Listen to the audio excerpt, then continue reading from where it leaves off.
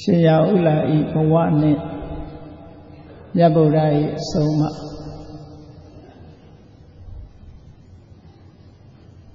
ဖခင်ကို9 နှစ်သက်9 နှစ်သားအရွယ်ရောက်မှပြန်လီတွေ့ဆုံခွင့်ရပြီးတော့ဘာမသိညာမသိနဲ့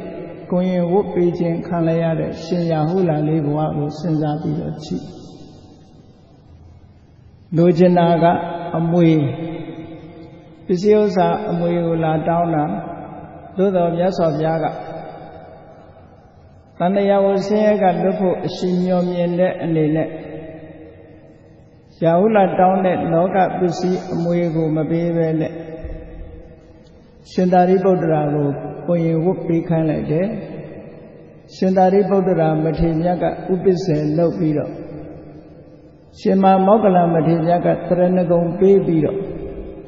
မြတ်စွာဘုရားရဲ့သားတော်လေးရှင်ရဟုလာဟာရှင်သာမဏေဘဝရောက်သွားတယ်9 နှစ်အရွယ်ဆိုတော့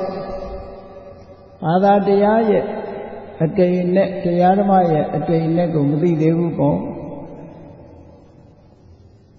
သို့တော်လည်းပါရမီရှင်ပုဂ္ဂိုလ်လေးဖြစ်ပြီးအားလျော်စွာဘုရားမြတ်စွာရဲ့သာသနာအပေါ်မှာစိတ်ဝင်စားမှုကတော့ရှိမယ်လို့ယုံကြည်ရပါဘုန်းကြီးတို့တွေလည်းပြန်ပြီးတော့ကြည့်မယ်ဆိုလို့ရှိရင်9 နှစ်သားအရွယ်မှာဘာမသိညာမသိနဲ့ကိုရင်ဘဝရောက်သွားတာတကယ်ကတော့သာသနာကိုကြီးညိုပြီးတော့